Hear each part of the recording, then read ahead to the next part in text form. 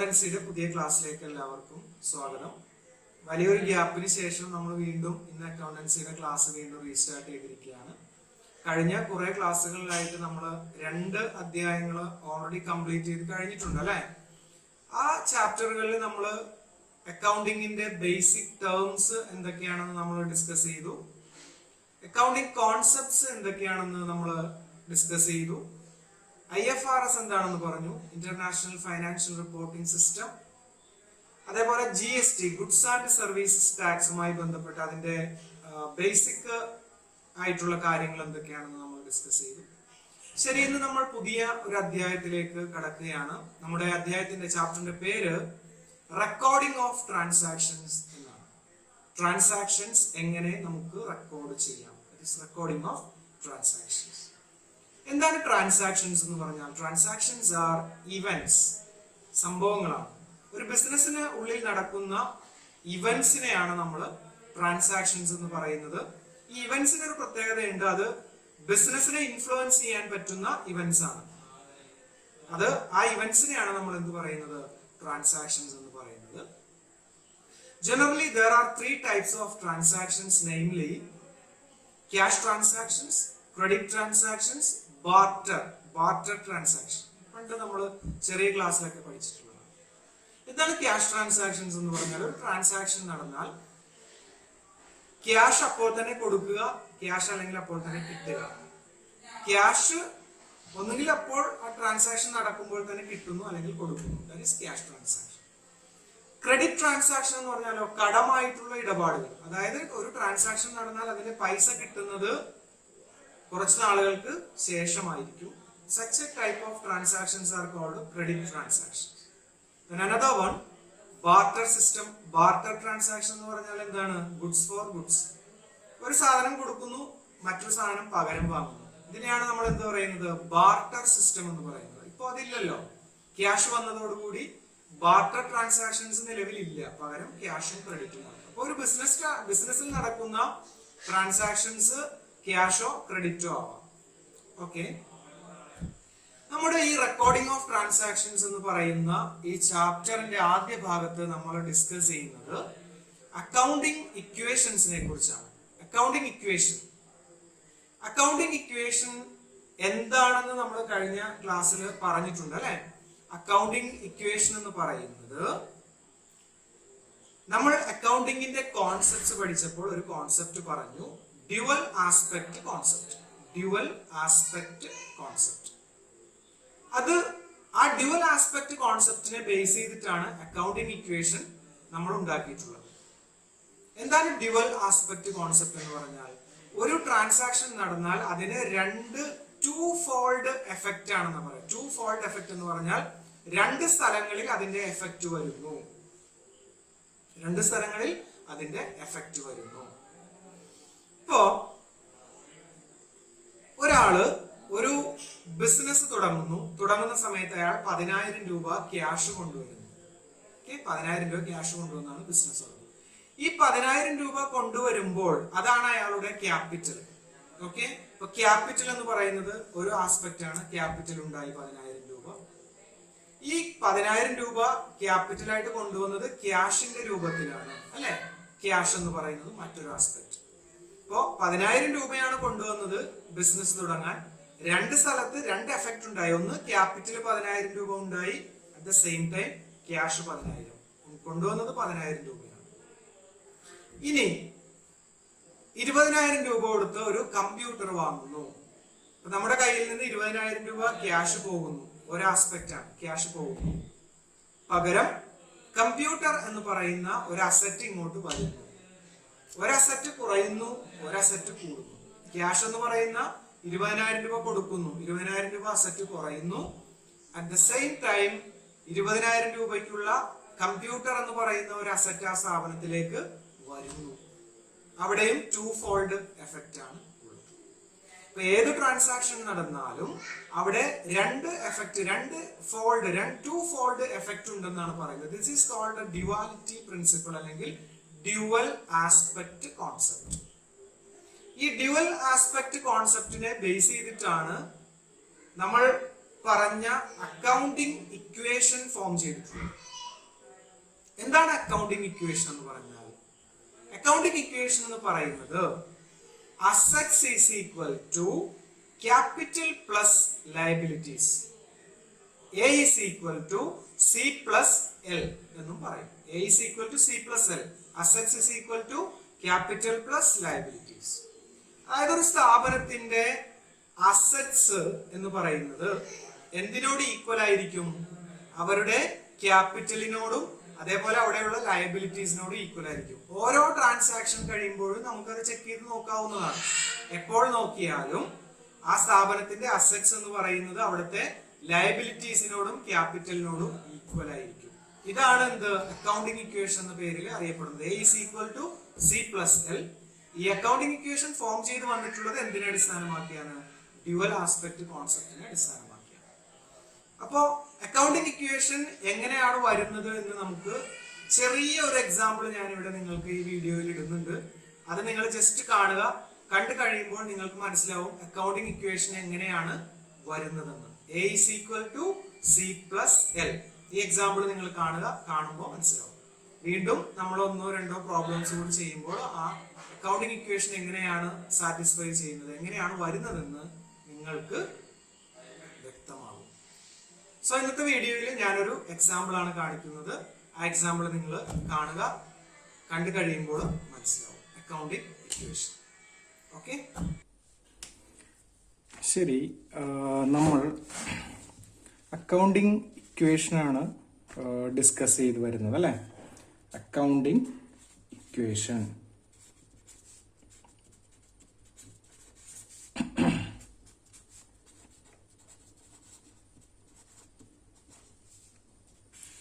Accounting equation എന്താണെന്ന് നമ്മൾ already discuss ചെയ്ത് കഴിഞ്ഞു. അക്കൗണ്ടിങ് ഇക്വേഷൻ എന്ന് പറഞ്ഞാൽ assets is equal to capital plus liabilities. ഇതാണ് accounting equation. Assets is equal to capital plus liabilities. അതായത് ഒരു ബിസിനസ് സ്ഥാപനത്തിലെ അസറ്റ്സ് എന്ന് പറയുന്നത് എന്തിനോട് ഈക്വൽ ആയിരിക്കും? ആ സ്ഥാപനത്തിലെ ക്യാപിറ്റലിനോടും ലയബിലിറ്റീസിനോടും ഈക്വൽ ആയിരിക്കും. അതാണ് A is equal to C plus L എന്നും പറയും. A is equal to C plus L. നമുക്ക് അക്കൗണ്ടിങ് ഇക്വേഷൻ എങ്ങനെയാണ് വരുന്നത്? ഓരോ ട്രാൻസാക്ഷൻ കഴിയുമ്പോഴും അക്കൗണ്ടിങ് ഇക്വേഷൻ നമുക്ക് ചെക്ക് ചെയ്ത് നോക്കാനായിട്ട് സാധിക്കും. നമുക്ക് ഓരോ ട്രാൻസാക്ഷൻ വെച്ച് നോക്കാം. ഒന്നാമത്തെ transaction, mister Ashok started business with rupees 10,000. ഇതാണ് നമ്മുടെ ഒന്നാമത്തെ ട്രാൻസാക്ഷൻ. അശോക് എന്ന് പറയുന്ന ആള്, അശോക് സ്റ്റാർട്ടഡ് ബിസിനസ്, അയാള് ബിസിനസ് സ്റ്റാർട്ട് ചെയ്തു വിത്ത് റുപ്പീസ് 10,000. 10,000 രൂപ ക്യാഷ് ഇറക്കിക്കൊണ്ട് അശോക് എന്ത് ചെയ്തു? ബിസിനസ് സ്റ്റാർട്ട് ചെയ്തു. അപ്പൊ നമുക്ക് ഇവിടെ എന്താണ് സംഭവിക്കുന്നതെന്ന് നമുക്ക് നോക്കാം.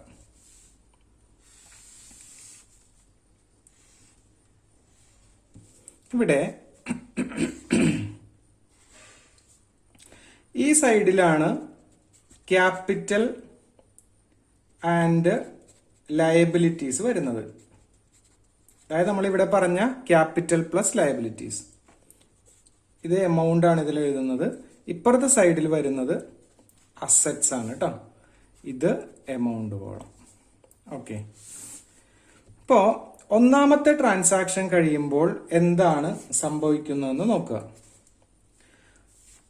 അശോക്, നമ്മളൊരു ട്രാൻസാക്ഷൻ കാണുമ്പോൾ, ഒരു ട്രാൻസാക്ഷൻ നടക്കുമ്പോഴും ബിസിനസ് എൻറ്റിറ്റി കോൺസെപ്റ്റ് നമ്മുടെ മനസ്സിലുണ്ടാവണം. അതായത് ബിസിനസ് വേറെ, അത് നടത്തുന്ന ആള് വേറെ. ആ ഒരു കോൺസെപ്റ്റ് നമ്മുടെ ഉള്ളിൽ ഉണ്ടാവണം. എന്നിട്ട് വേണം നമ്മൾ ഓരോ പ്രോബ്ലവും ചെയ്യേണ്ടത് അക്കൗണ്ടൻസിയിൽ. അപ്പോൾ അശോക് ബിസിനസ് സ്റ്റാർട്ട് ചെയ്തു എന്ന് പറഞ്ഞാൽ ബിസിനസ്സിലേക്ക് അശോക് എന്ത് ചെയ്തു? 10,000 രൂപ കൊണ്ടുവന്നു എന്നാണ്. അപ്പൊ ബിസിനസിനെ സംബന്ധിച്ചിടത്തോളം ക്യാപിറ്റല് എത്രയായി? 10,000 രൂപ ക്യാപിറ്റൽ. ഓക്കെ, ഈ ക്യാപിറ്റൽ ആണ്, എങ്ങനെയാണ് ആ ക്യാപിറ്റൽ വന്നത്? ക്യാഷിന്റെ രൂപത്തിലാണ് അല്ലെ കൊണ്ടുവന്നത്. ക്യാഷ് എന്ന് പറയുന്നത് ഒരു അസറ്റ് ആണ് കേട്ടോ. ക്യാഷ് 10,000. അപ്പോൾ ഈ രണ്ടും ഒരു എമൗണ്ട് തന്നെയാണ്. ക്യാപിറ്റൽ കൊണ്ടുവന്നത് ക്യാഷിന്റെ രൂപത്തിലാണ്. അപ്പോൾ ക്യാഷ് ആയിട്ട് കൊണ്ടുവന്നു. Capital 10,000, cash 10,000. ഇത് രണ്ട് സൈഡും കൂടി ഒന്ന് നോക്കിയേ.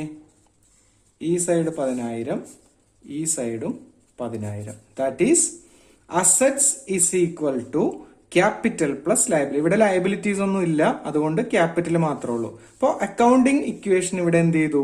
സാറ്റിസ്ഫൈ ചെയ്തു. നോക്കിയേ, ക്യാഷ് എന്ന് പറയുന്ന അസറ്റ്സ് ഒരെണ്ണം ഉള്ളൂ, ക്യാഷ് ആണ് 10,000 രൂപ. ഇപ്പുറത്ത് ക്യാപിറ്റൽ പ്ലസ് ലയബിലിറ്റീസ് ആണ്, ലയബിലിറ്റീസ് ഒന്നും ഇല്ല. ഇപ്പോൾ ഫസ്റ്റ് ട്രാൻസാക്ഷൻ കഴിഞ്ഞപ്പോൾ അവിടെ ലയബിലിറ്റീസ് ഒന്നും ഇല്ല, ക്യാപിറ്റൽ മാത്രം. അപ്പോൾ ഇവിടെ എന്തായി? Assets is equal to capital plus liabilities എന്ന് പറയുന്ന ആ അക്കൗണ്ടിങ് ഇക്വേഷൻ അവിടെ സാറ്റിസ്ഫൈ ചെയ്തു. ഇനി രണ്ടാമതൊരു ട്രാൻസാക്ഷൻ നോക്കുക.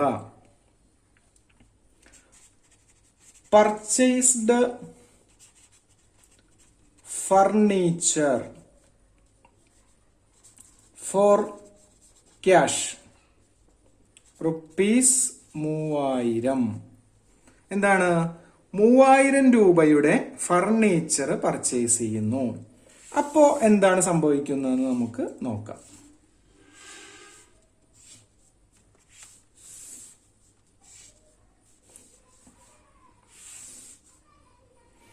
ക്യാപിറ്റൽ ഇവിടെ എത്രയുണ്ട്?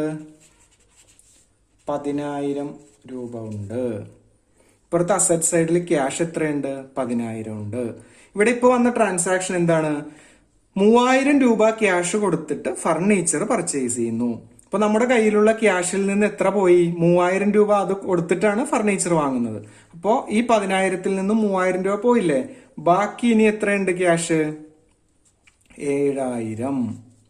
കണ്ടോ, ക്യാഷ് കുറഞ്ഞു. അപ്പോ ക്യാഷ് കുറഞ്ഞു.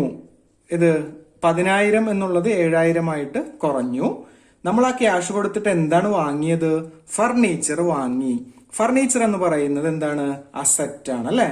അപ്പോ ഫർണിച്ചർ എന്ന് പറയുന്ന പുതിയൊരു അസറ്റ് അവിടെ വന്നു. എത്ര രൂപയുടെ ഫർണിച്ചർ ആണ് വാങ്ങിയത്? 3,000 രൂപയുടെ ഫർണിച്ചർ. അപ്പോ ഇവിടെ നോക്കിയേ, ഇനി ഒന്ന് നോക്കിയേ. ഈ സൈഡ് 10,000, ഈ സൈഡ് നോക്കിയേ 10,000. നോക്കിയേ, accounting equation assets is equal to capital plus liabilities. ഇതാണ് അസറ്റ്സ് അല്ലെ? ഈ സൈഡാണ് അസറ്റ്സ്, ഇവിടെയാണ് ക്യാപിറ്റൽ പ്ലസ് ലയബിലിറ്റീസ്. അപ്പൊ ഇവിടെ അസറ്റ്സ് ഇവിടെ ഇപ്പൊ രണ്ടെണ്ണമായി. ഒന്ന് ക്യാഷ്, പിന്നെ ഫർണിച്ചർ, രണ്ടും കൂടി കൂട്ടിയപ്പോൾ 10,000. ഇപ്പുറത്ത് ക്യാപിറ്റൽ പ്ലസ് ലയബിലിറ്റീസ് ഒന്നും വന്നിട്ടില്ല, ഇപ്പൊ ക്യാപിറ്റൽ മാത്രമേ ഉള്ളൂ 10,000. So assets is equal to, രണ്ട് സൈഡും ഈക്വൽ ആണ്. ഈ അക്കൗണ്ടിങ് ഇക്വേഷൻ എന്താണ്? സാറ്റിസ്ഫൈ ചെയ്തു അല്ലെ? വീണ്ടും മൂന്നാമതൊരു ട്രാൻസാക്ഷൻ കൂടി നമുക്ക് നോക്കാം. ഓപ്പൺസ് എ ബാങ്ക് അക്കൗണ്ട് വിത്ത് ₹2,000. എന്താ അതിനർത്ഥം? 2,000 രൂപ കൊടുത്തിട്ട് നമ്മൾ ബാങ്കിലൊരു അക്കൗണ്ട് ഓപ്പൺ ചെയ്യുന്നു. അപ്പോൾ നിലവിലുള്ള ഇക്വേഷന് എന്താണ് സംഭവിക്കുന്നതെന്ന് നമുക്ക് നോക്കാം. ക്യാപിറ്റൽ നമ്മുടെ കയ്യിൽ എത്രയുണ്ട്? 10,000. അപ്പോ ഇപ്പൊ ആദ്യം 10,000 ക്യാഷ് ഉണ്ടായിരുന്നു, ഇപ്പൊ 7,000 ഉള്ളൂ. ഇനി നമ്മൾ അക്കൗണ്ട് തുടങ്ങുകയാണ് അല്ലെ? കയ്യിൽ നിന്ന് 7,000-ൽ നിന്ന് പൈസ എത്ര എടുത്തു? 2,000 എടുത്തിട്ടാണ് അക്കൗണ്ട് തുടങ്ങുന്നത്. അപ്പോൾ 7,000 ക്യാഷ് ഇനി ഉണ്ടാവുമോ? ഇല്ല. ക്യാഷ് 2,000 അക്കൗണ്ട് തുടങ്ങാൻ എടുത്തു. ബാക്കി ഇനി എത്രയുണ്ട്? 5,000. ഓക്കെ, ഫർണിച്ചർ അവിടെ തന്നെ ഉണ്ട് അല്ലെ? അതിനൊന്നും സംഭവിച്ചിട്ടില്ല. അത് 3,000. പിന്നെ നമ്മളുടെ കയ്യിലിരുന്ന 7,000-ൽ നിന്നും 2,000 രൂപ കൊടുത്തിട്ടാണ് നമ്മൾ എന്ത് ചെയ്യുന്നത്? ഒരു അക്കൗണ്ട് ഓപ്പൺ ചെയ്തു അല്ലെ? ബാങ്കിൽ ഒരു അക്കൗണ്ട് ഓപ്പൺ ചെയ്തു. അപ്പോ ബാങ്ക് എന്ന് പറയുന്ന, ബാങ്ക് ബാലൻസ് എന്ന് പറയുന്ന പുതിയ അസറ്റ് വന്നു. എത്രയുടെ? 2,000. ഓക്കെ, ഇനി ഒന്ന് ടോട്ടൽ ചെയ്ത് നോക്കിയേ. 5, 3, 8, 2, 10,000. ഇപ്പുറത്തെ സൈഡിലോ 10,000. കണ്ടോ? വീണ്ടും അക്കൗണ്ടിങ് ഇക്വേഷൻ സാറ്റിസ്ഫൈ ചെയ്തു. എന്താണ്? Capital plus liabilities is equal to assets, അല്ലെങ്കിൽ assets is equal to capital plus liability. Assets ഏതൊക്കെയാണ്? Cash, furniture, bank. അത് മൂന്നും കൂടി കൂട്ടിയപ്പോൾ 10,000. ഇപ്പുറത്തെ സൈഡിലോ ക്യാപിറ്റൽ പ്ലസ് ലയബിലിറ്റീസ്. ലയബിലിറ്റീസ് ഒന്നും ഇതുവരെ വന്നിട്ടില്ല, അതുകൊണ്ട് ക്യാപിറ്റൽ മാത്രം 10,000. ഇവിടെയും അക്കൗണ്ടിങ് ഇക്വേഷൻ സാറ്റിസ്ഫൈ ചെയ്തു. നാലാമത്തെ ട്രാൻസാക്ഷൻ നമുക്ക് നോക്കാം. ബൈസ് ഗുഡ്സ് ഫോർ ₹4,000. 4,000 രൂപ കൊടുത്തിട്ട് കുറച്ച് ഗുഡ്സ് എന്ത് ചെയ്യുന്നു, നമ്മൾ വാങ്ങുന്നു. അപ്പോൾ അക്കൗണ്ടിങ് ഇക്വേഷൻ എന്താണ് സംഭവിക്കുന്നതെന്ന് നമുക്ക് നോക്കാം. ഓക്കെ, ക്യാപിറ്റൽ എത്രയുണ്ട്? 10,000. ഓക്കെ, അപ്പോ 4,000 രൂപ കൊടുത്തിട്ടാണ് നമ്മൾ സാധനങ്ങൾ വാങ്ങുന്നത് അല്ലെ. ഇവിടെ ക്യാഷ് നമ്മുടെ കയ്യിൽ ഇപ്പൊ എത്രയുണ്ട്? 5,000. ആ 5,000-ൽ നിന്നും വീണ്ടും 4,000 എടുത്തിട്ടാണ് സാധനങ്ങൾ വാങ്ങുന്നത്. അപ്പൊ 5,000-ൽ നിന്ന് 4,000 പോയാൽ ഇനി ക്യാഷ് എത്ര ഉള്ളൂ നമ്മുടെ കയ്യിൽ? 1,000. ഫർണിച്ചറിന് എന്തെങ്കിലും സംഭവിച്ചോ? അത് അവിടെ തന്നെ ഉണ്ട്. എത്രയാണ്? 3,000 അല്ലെ. പിന്നെ ബാങ്ക് ബാലൻസിന് എന്തെങ്കിലും പ്രശ്നമുണ്ടോ? ഇല്ല, അത് അവിടെ തന്നെ ഉണ്ട്. എത്രയുടെ? 2,000. ഓക്കെ, നമ്മള് 4,000 രൂപ ക്യാഷ് കൊടുത്തിട്ട് എന്താണ് വാങ്ങിയത്? ഗുഡ്സ് ആണല്ലേ വാങ്ങിയത്. കുറെ സാധനങ്ങൾ വാങ്ങി നമ്മൾ വെച്ചു. ഇങ്ങനെ വാങ്ങി വെക്കുന്നത് എന്താണ്? സ്റ്റോക്ക് ആണ് കേട്ടോ. നമ്മൾ സാധനങ്ങൾ വാങ്ങി സ്റ്റോക്ക് ചെയ്ത് വെച്ചു. സ്റ്റോക്ക് എന്ന് പറയുന്നത് അസറ്റ് ആണ്. ഇപ്പൊ പുതിയൊരു അസറ്റ് ഇവിടെ വീണ്ടും ഉണ്ടായി. എത്ര രൂപയുടെ അസറ്റ് ഉണ്ടായി? 4,000 രൂപയുടെ അസറ്റ്, സ്റ്റോക്ക് എന്ന് പറയുന്നത്. ഇനി ഒന്ന് നോക്കിയ അക്കൗണ്ടിങ് ഇക്വേഷൻ. ഇവിടെ 10,000, ഇവിടെ 10,000. നോക്കിയേ, സാറ്റിസ്ഫൈ ചെയ്തില്ലേ? എന്താണ് accounting equation? Assets is equal to capital plus liabilities. Assets എന്ന് പറയുന്നത് ക്യാഷ്, ഫർണിച്ചർ, ബാങ്ക്, സ്റ്റോക്ക് മൂന്നും കൂടി ആഡ് ചെയ്തപ്പോൾ 10,000. ഇപ്പുറത്തെ സൈഡിൽ ക്യാപിറ്റൽ പ്ലസ് ലയബിലിറ്റീസ് ആണ്. ലയബിലിറ്റീസ് ഒന്നും വന്നിട്ടില്ല നിലവിൽ, ക്യാപിറ്റൽ മാത്രമേ ഉള്ളൂ. 10,000 രണ്ടും ഇപ്പുറത്തും 10,000. അപ്പോ നമ്മുടെ അക്കൗണ്ടിങ് ഇക്വേഷൻ എന്ത് ചെയ്തു? സാറ്റിസ്ഫൈ ചെയ്തു എന്ന് നമുക്ക് പറയാം. ഇത് ജസ്റ്റ് ഒരു എക്സാമ്പിൾ ആണ്. 4 ട്രാൻസാക്ഷൻ നടന്നപ്പോൾ ഓരോ ട്രാൻസാക്ഷൻ കഴിയുമ്പോഴും അക്കൗണ്ടിങ് ഇക്വേഷൻ എന്തായിരിക്കും? സാറ്റിസ്ഫൈ ചെയ്യണം. അതായത് അസറ്റ്സ് എന്ന് പറയുന്നത്, അസറ്റ്സിന്റെ ടോട്ടൽ എന്ന് പറയുന്നത് എന്തിനോട് ഈക്വൽ ആയിരിക്കണം? ആ സ്ഥാപനത്തിന്റെ ക്യാപിറ്റലിനോടും ലയബിലിറ്റീസിനോടും ഈക്വൽ ആയിരിക്കണം. നമുക്ക് ഇവിടെ എന്തില്ല? ലയബിലിറ്റീസ് ഒന്നും ഇല്ല. നമ്മൾ അതുകൊണ്ടാണ് ക്യാപിറ്റൽ മാത്രം വെച്ചിട്ട് ചെയ്തത്. അപ്പോൾ ഇതാണ് അക്കൗണ്ടിങ് ഇക്വേഷൻ പ്രൂവ് ചെയ്യാനുള്ള ഒരു സിമ്പിൾ എക്സാമ്പിൾ ആണ്. നമ്മൾ ഇത് ആദ്യം നോക്കി നിങ്ങൾ നോട്ട്ബുക്കിലേക്ക് എഴുതി വെക്കുക, സംശയങ്ങൾ ചോദിക്കുക. ഇതിനുശേഷം നമ്മൾ ഇനി പുതിയ പുതിയ പ്രോബ്ലംസ് ചെയ്ത് കുറച്ചുകൂടി ക്ലാരിഫിക്കേഷൻ വരുത്തും. ഓക്കെ.